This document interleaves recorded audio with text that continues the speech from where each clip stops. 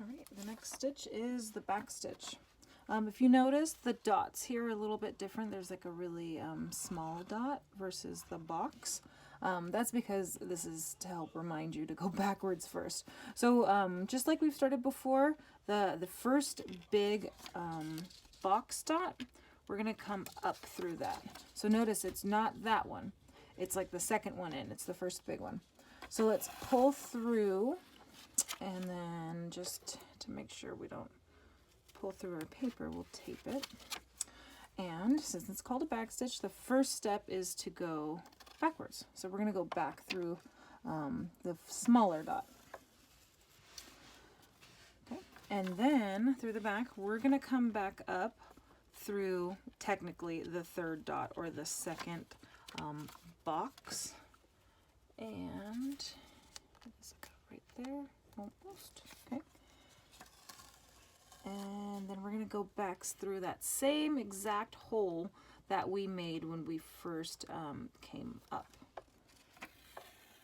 So just like its name, it's called the back stitch because you're going backwards each time. This stitch is really strong. It's definitely stronger than the running stitch. This is a stitch I would use if I was hand sewing something.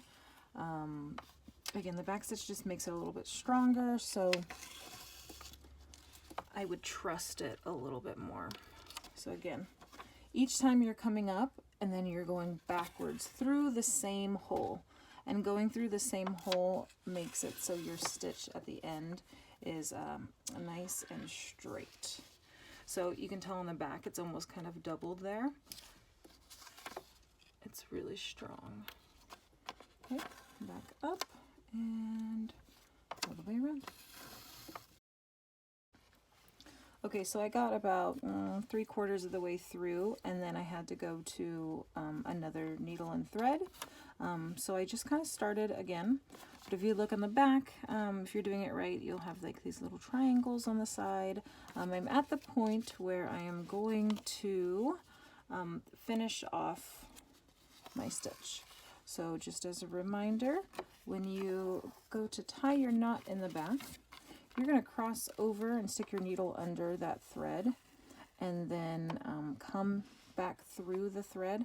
And I would go through twice just to make sure you get a nice strong knot. Bring it all the way through, okay, and then cut it off. Okay, and there we have the back stitch. Let's add it to our folder now. Okay, we've got our nice running stitch. Back stitch is next. Again, take a piece of tape, make it double-sided, stick it on the back. Voila!